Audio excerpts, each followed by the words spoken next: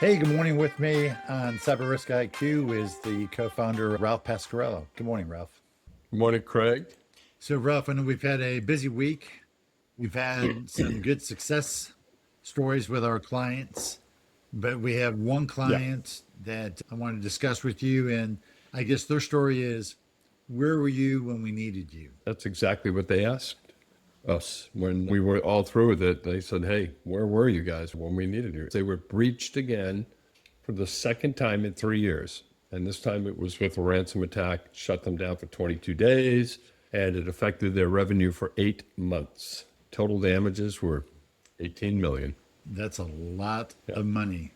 The biggest question, did they have enough insurance? No, cyber insurance they had was a $10 million limit. The cybersecurity was excellent. Their MSP was top notch. So they had great security. The problem was that the company had been vigilant. They're staying up to date with most of their security protocols, but nothing is perfect, as we know, and no security is 100%. 2 years ago, they increased their cyber insurance from 5 million to 10 million. And that was a few years ago that they did that. It wasn't enough for today's events. And that was what happened. So, Ralph, if they were to get the right amount of insurance today, and I'm guessing it was just that, a guess kind of estimate, hey, it's been some time, market's changing, we need to go from 5 to 10 million. Where do they get the right analytics rather than guessing? Well, the response on this particular case was their managed service provider introduced us, Cyber Risk IQ, into the mix. And of course, we're a consulting firm. We came in and we translate cyber threats into dollars and cents, right? What is it going to cost?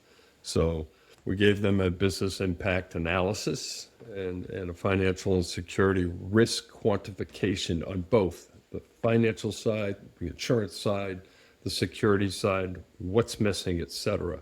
And the result was they wound up increasing their insurance limit to $25 million.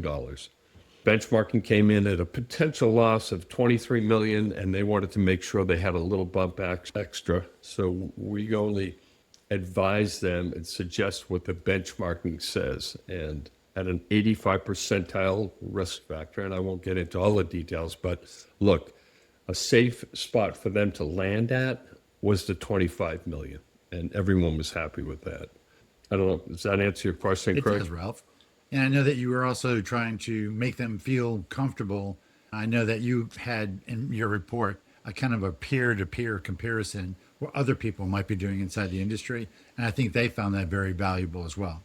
Right. And the peer-to-peer, the benchmarking is not only on, again, on the financial numbers for what's at stake, what are they going to lose, but a peer-to-peer and company to industry on the security as well.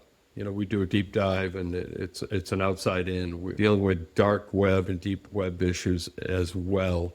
And it just provides an eye-opening approach for them for their cyber risk management, right? They had not done this yet.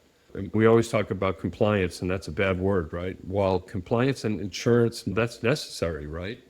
But it doesn't eliminate that risk altogether. So cyber risk, as we say, it proactively quantifies their financial risk exposure into dollars and cents.